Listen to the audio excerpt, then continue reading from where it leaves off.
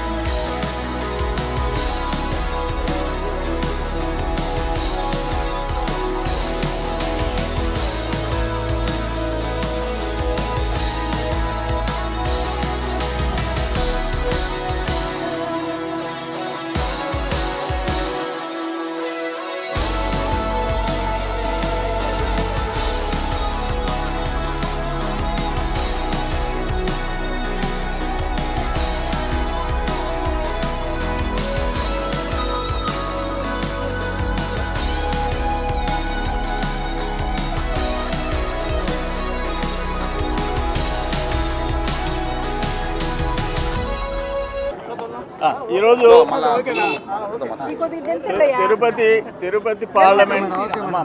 Tirupati parliament Telugu Desam కార్యాలయం ప్రారంభించుకున్నాం. బ్యూటిఫుల్గా construction జరిగింది.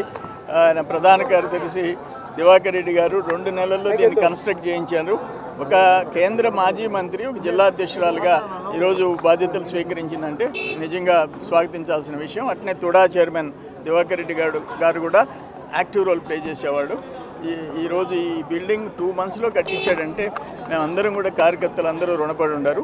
అట్లే నేనేమంటానంటే తిరుపతి పార్లమెంట్ అంటే ఒక కృష్ణపట్నం పోర్ట్, ఒక దుగ్గరాజపట్నం పోర్ట్, ఒక శ్రీ సిటీ, ఒక క్రిస్ సిటీ, ఇటువంటి అన్నిటికీ ఒక ఎయిర్పోర్ట్, అన్నీ ఉండే తిరుమల ఏడుకొండల స్వామి, అది ఆల్మోస్ట్ వరల్డ్లో నంబర్ 1 టెంపుల్ ఉండే పార్లమెంట్ ఇది. మేమందరం ఆ పార్లమెంట్లో ఉండాము. మంచి కమిటీ కూడా తొందరలో ప్రమాణ స్వీకారం చేస్తుంది. ఈ జరిగే అభివృద్ధిని చూసి ఓచుకోలేక మాట్లాడుతున్నారు. క్రిస్ సిటీ ప్రధానమంత్రి గారు అక్కడ వర్చువల్ ఫౌండేషన్ వేశాడు. ఇక్కడ 3-4 monthsలో బ్యూటిఫుల్ ఇన్ఫ్రాస్ట్రక్చర్ దాదాపు 1100 చిల్లర కోట్ల రూపాయలు ఆ 2300 ఎకరాలు ఇన్ఫ్రాస్ట్రక్చర్కి ఖర్చు పెట్టేస్తుంది కేంద్రం. మంచి క్రిస్ సిటీ వస్తుంది, ఇండస్ట్రియల్ సిటీ వస్తుంది. ఇవన్నీ పెట్టుబడులు, ఉద్యోగాలు, ఉపాధి, పరిశ్రమలు ఇవన్నీ చంద్రబాబు నాయుడు గారి టైంలో వస్తున్నాయి. లక్షల మందికి ఉద్యోగాలు వచ్చే అవకాశం వచ్చింది. ఇది లక్షల కోట్ల పెట్టుబడులు వస్తున్నాయి. ఇది స్వాగతించాల్సిన సమయం ఇది. అటువంటిది అవతల ఉండే పార్టీకి ఏంది వాళ్ళకి పరిశ్రమలు రాకూడదు, పెట్టుబడులు రాకూడదు, అమరావతి డెవలప్ కాకూడదు, పోలవరం పూర్తి కాకూడదు. అటువంటి ప్రధాన ప్రతిపక్ష పార్టీ ఈరోజు అక్కడ ఉంది. అందుకని దురదృష్టకరం. ఏదేమైనా ఈ అభివృద్ధి ఆగదు. అక్కడ మోడీ గారి ఆశీస్సులు, ఇక్కడ పవన్ కళ్యాణ్ గారి సపోర్ట్ ఉంది, చంద్రబాబు నాయుడు గారు కష్టపడే ముఖ్యమంత్రి ఉన్నారు, లోకేష్ బాబు సపోర్ట్ ఉంది. అందరం కలిసి ముందుకు పోతాం. ఎవ్వరూ ఆపలేరు. ఆంధ్ర అభివృద్ధిని గురించి ఎవరు ఆపలేరు. అమరావతి ఒక బెస్ట్ సిటీగా ఏర్పాటు కాబోతుంది. ఏంది రోజా మాట్లాడే ఆమె? అసలు ఆయన తిరుమల దేవుడి దగ్గర పూజ చేసి తీర్థం ఇస్తే తీర్థం పక్క పారబోసే ఆయన ఎవరు? జగన్మోహన్ రెడ్డి. ఆయన పార్టీలో ఉంది ఆమె. ఆయన గురించి ఆయన కనీసం సతీమణి కూడా రాదు ఆ దేవుడికి వస్త్రాలు ఎత్తుకొని పోతే. అటువంటి వాళ్ళ మా దేవుళ్ళు భక్తి చంద్రబాబు నాయుడు గారి గురించి మాట్లాడతారా? ఆ చంద్రబాబు నాయుడిని ఏడుకొండల వాడే ప్రాణాలు కాపాడాడు. దాని గురించి చెప్పాలనా? ఈరోజు మొత్తం తిరుమల కానీ ఎన్ని దేవస్థానాలు శాంక్షన్ చేస్తున్నా? ఎప్పుడన్నా చరిత్రలో కొన్ని వందల వేల టెంపుల్స్, ఎస్సీలు, ఎస్టీలు, బీసీలు అప్లికేషన్ పెడితే 9 మంది కమిటీ ఏర్పాటు అయిపోతే దేవస్థానాలు శాంక్షన్ చేస్తున్నాం. మీరు చేశారా? మీరు పట్టించుకున్నారా? ప్రతి పేద కాలనీలో ఏ దేవస్థానం అంటే ఆ దేవస్థానానికి 10 లక్షలు, 15 లక్షలు, జస్ట్ 5 సెంట్లుంటే 10 లక్షలు, 7 సెంట్లుంటే 15 లక్షలు, 10 సెంట్లుంటే 20 లక్షలు టెంపుల్కి ఇచ్చేస్తున్నాం. మీరు చేశారా ఆ పని? కామన్ గుడ్ ఫండ్ ఇచ్చారా మీరు? ఎన్ని వేల టెంపుల్స్ ఈరోజు శాంక్షన్ చేస్తున్నాం. దేవుడు, భక్తి, సాంప్రదాయాలు, పండగలు, పబ్బాల గురించి మీరు మాట్లాడతారా? టైం లేదు. జాబ్ క్యాలెండర్ గురించి కూడా అంటే ఇప్పుడు వేల ఉద్యోగాలు ఇస్తుంటే అది మీకు ఇష్టపడదా? మీకంటే వాలంటీర్లకు ఇస్తే చాలా. వాలంటీర్లు ఒక్క గంటలో పనిచేస్తున్నారు సచివాలయం సిబ్బంది. ఈరోజు వాలంటీర్ల మొత్తం కలిసి వాళ్ళు పంపే పింఛన్లు ఒక్క గంటలో అక్కడ సిబ్బంది పనిచేస్తున్నారు. అది మీరు ఇచ్చే ఉద్యోగాలు. Tirupati parliamentary party temporary office with 2 monthsలో కన్స్ట్రక్ట్ చేసి మన మనబాక లక్ష్మి మేడం గారి యొక్క ఆశీస్సులతో మన దివాకర్ అన్న పూర్తి సహాయ సహకారాలు అందిస్తే విత్ 2 monthsలో కంప్లీట్ చేసి ఇచ్చిన ఘనత వాళ్ళిద్దరికే దక్కుతుంది. అలాగే యాక్చువల్గా మేము వాళ్ళకి శుభాకాంక్షలు చెప్పాలా, అభినందనలు తెలియజేస్తున్నాము. అలాగే 7 అసెంబ్లీలో ఏ కార్యకర్తకు కానీ ఏ లీడర్కి కానీ ఏ అవసరాలు వచ్చినా వాళ్ళిద్దరూ ముందుండి పార్టీని బలోపేతం చేసి ముందుకు తీసుకుపోవాలని నేను కోరుకుంటున్నాను. ఈరోజు తెలుగుదేశం తిరుపతి పార్లమెంట్ ఆఫీసుని ఇక్కడ తిరుపతిలో ఓపెన్ చేయడం చాలా ఆనందంగా ఉన్నది. మొత్తం తిరుపతి పార్లమెంట్ అంటే 7 సెగ్మెంట్లు కూడా ఖచ్చితంగా కార్యకర్తలందరూ కూడా మంచి జరిగే విధంగా, ఎవరు ఏ ఇబ్బంది జరగకుండా, ఇది వాళ్ళందరికీ కుటుంబం. ఇది అందరూ కూడా ఏ టైం అయినా వాళ్ళ ఆఫీస్కి రావచ్చు. వాళ్ళందరూ కూడా పార్లమెంట్ ఉన్న కమిటీ, జిల్లా కమిటీ చైర్మన్లు, డైరెక్టర్లు, పార్టీ కార్యకర్తలు అందరూ కూడా ఈ కార్యాలయాన్ని వచ్చేసి వాళ్ళకి ఏ విధంగా కావాలో, పార్టీకి ఏ విధంగా వాళ్ళ తరపున సహాయం పడతారని చెప్పి అందరూ కూడా ఈ పార్టీ కార్యాలయం వాడుకోవాలని చెప్పి మనస్ఫూర్తి చెప్తున్నాను.